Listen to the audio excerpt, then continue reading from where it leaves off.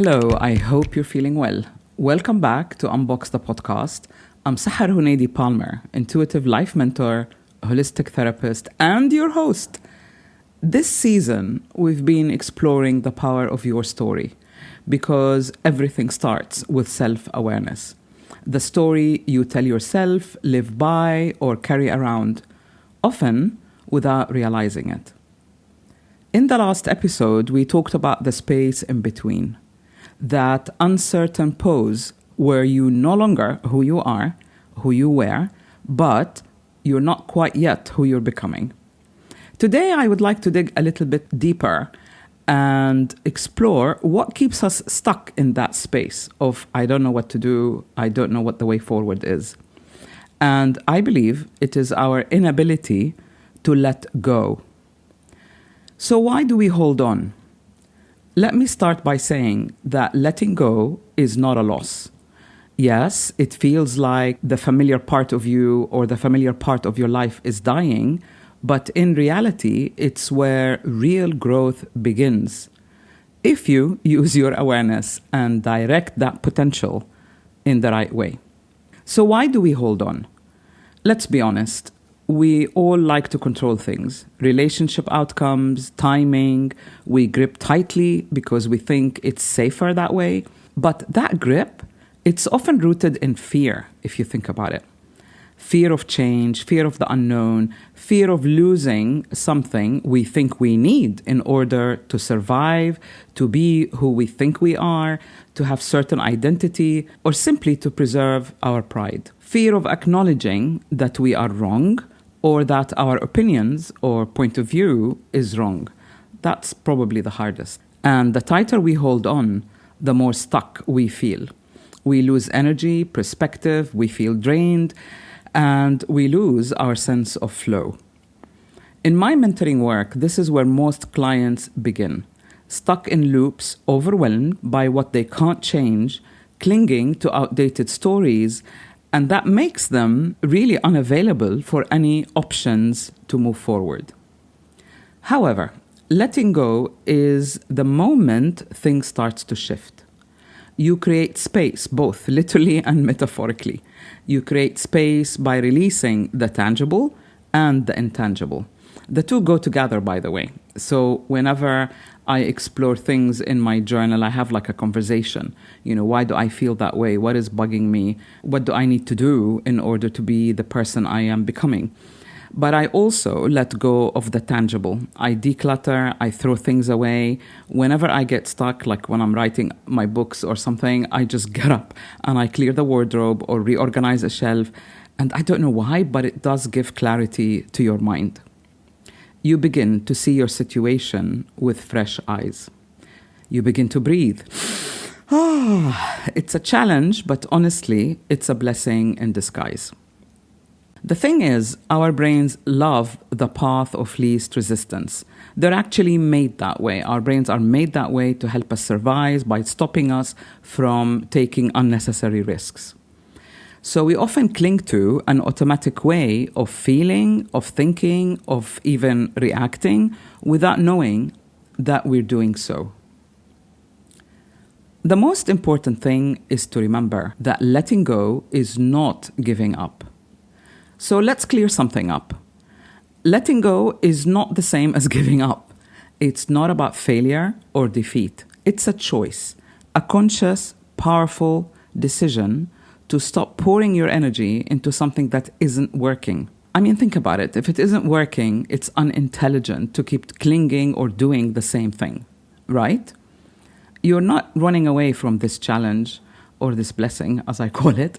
I say blessing because it's really life's way of giving us a nudge to get back in track, in alignment, and to release whatever is not working for us. Why? So that we can evolve into something new.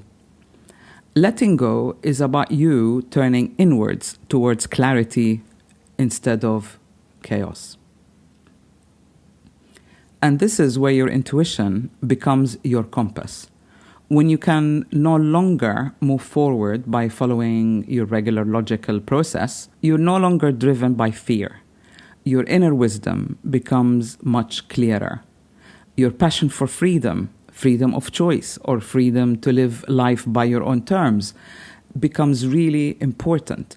And I believe it's the passion to live our lives in the fullest possible way we can, because that is the sense of fulfillment that is truly incomparable. Letting go allows you to be in the here and now.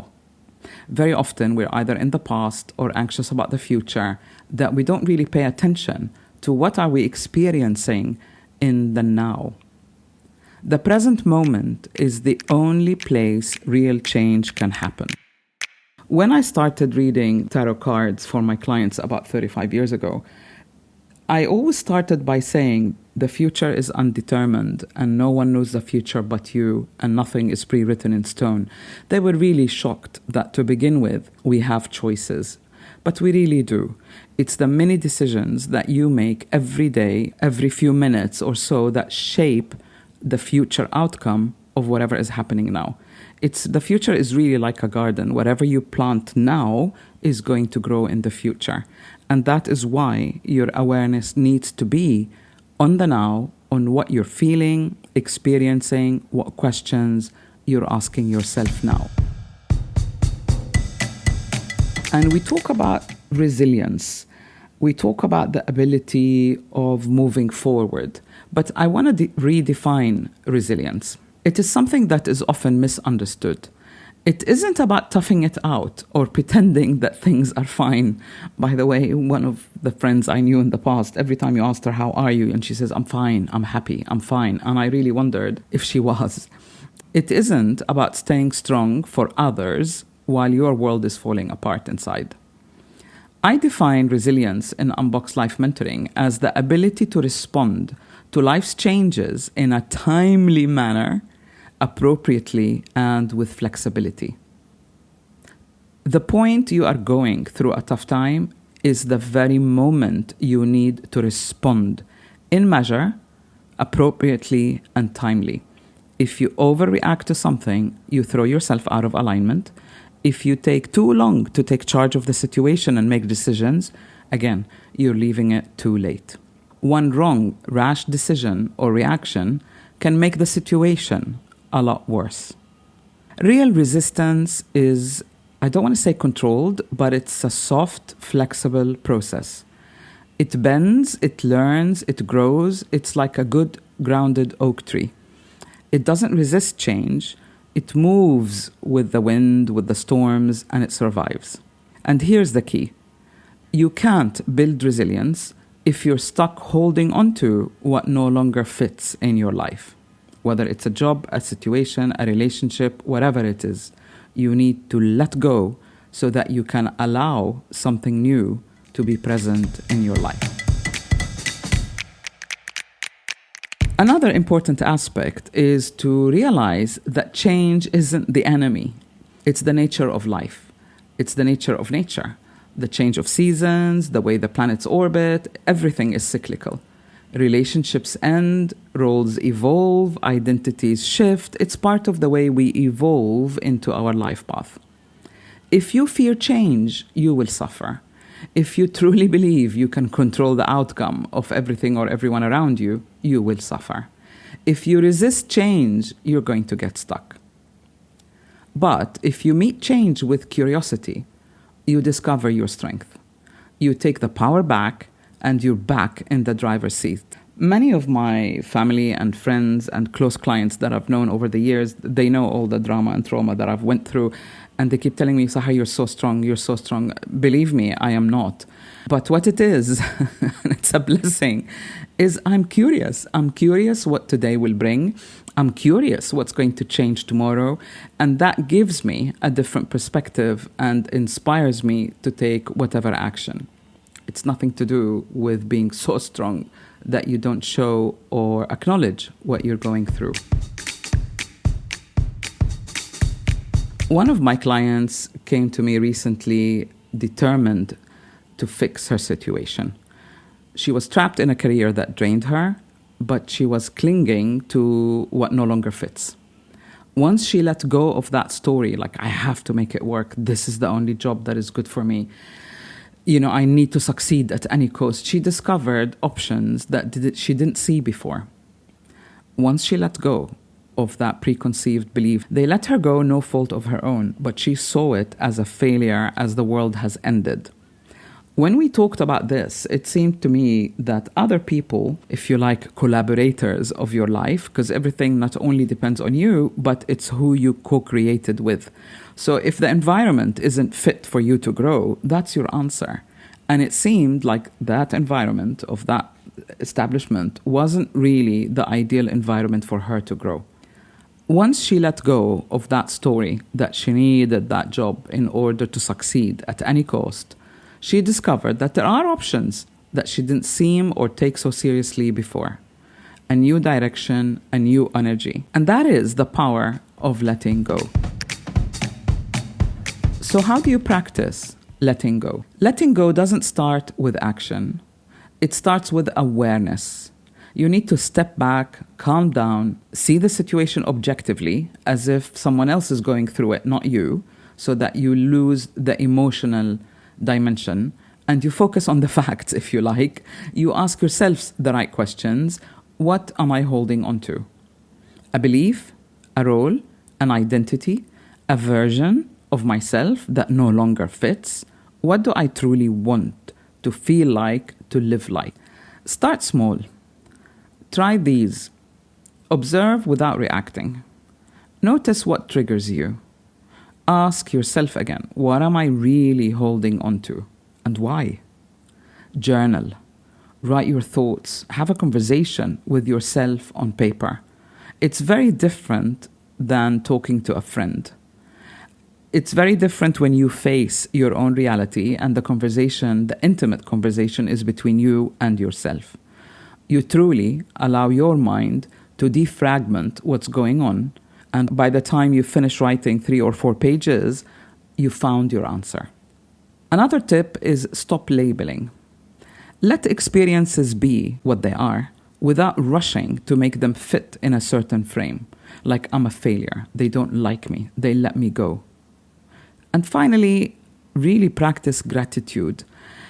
I don't like to use, these common and overused terms, but when you count your blessings, when you are truly aware of how everything has happened to you to help you go back on your path, you become aware that this isn't personal. It is actually life, nature, whatever you want to call it, putting you back on track. Letting go is a muscle. You strengthen it with repetition. When you get into the habit of weeding out whatever is not working for you, it gets easier. It's truly the daily practice of choosing presence over pressure. When I started practicing becoming aware of what decisions I make, I think my friends really hated it, because when they invited me to something, I would say, well, do you mind? I'll confirm last minute. And I truly trained myself to be in touch with how I feel in the moment. And if I didn't feel like joining them or doing something or whatever it is, I would say, I'm really sorry, without giving excuses. I can't make it. That kind of teaches you how to tune into how you truly feel without jumping into an automatic response of what you're used to or what people are expecting of you. So it's all right to hibernate or cocoon and sort your mind out, your feelings out, and you don't need to explain anything to anyone unless those who truly matter and can support you through the change that you're going through. What about living in the now? What's so big deal about living in the now? How do we live in the now?